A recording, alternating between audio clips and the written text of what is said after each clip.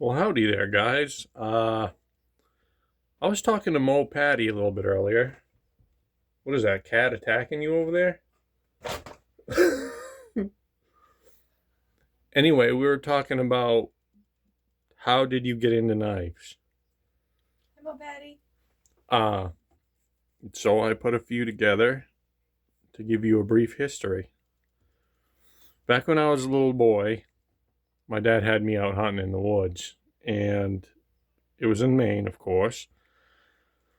A snowstorm came out of nowhere, and the temperatures dropped right down, and we were out in the middle of the woods, so there wasn't much we could do in a hurry. So he had to build a shelter and build a little fire. So my little ass, can I say ass?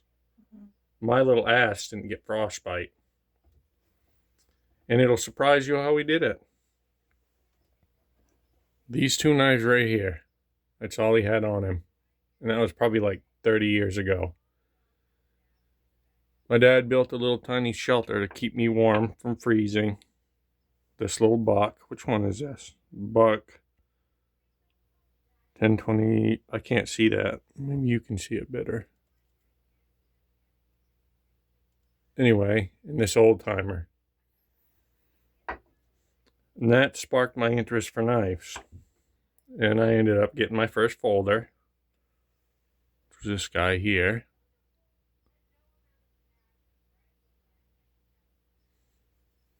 Then my first fixed blade was this Buck 119.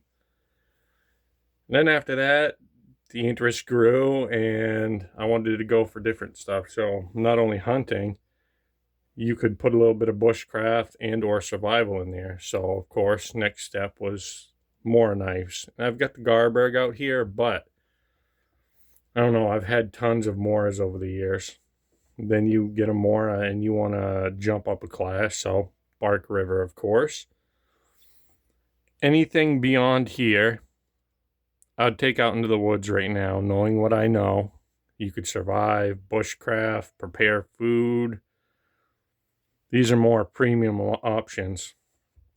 Now, in saying this, my dad built a little shelter with these two guys here. It was probably mostly this one because this was his, of course, pocket knife, and he didn't do as much hard task with that. But look at how many times he sharpened this.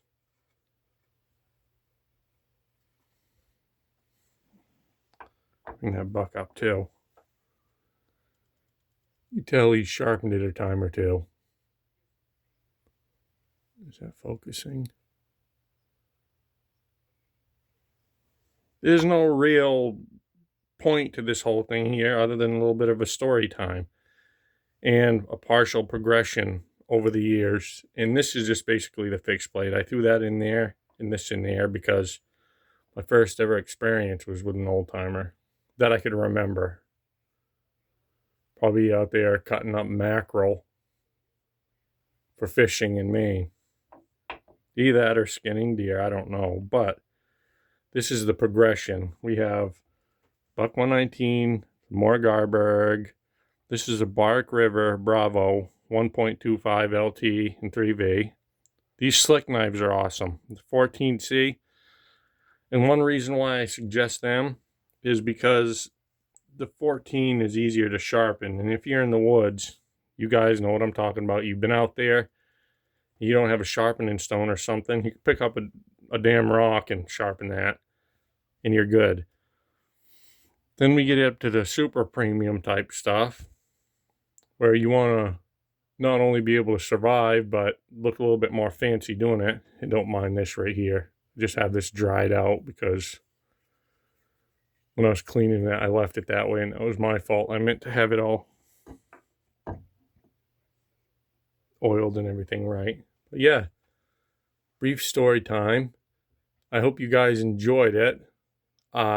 Please feel free to, in the comment section, add why you got into knives. That'd be really interesting to see. And thank you, Mo Patty, for this idea. This is a great one. It's always cool to hear what got people into knives. At this point here, I guess I'm going to say much love to everybody. I'm looking at Kayla over there. She's crocheting right now. That was her cue, but Oh, much love. much love, everybody. Have a great day. Have a great day. Bye. Bye-bye.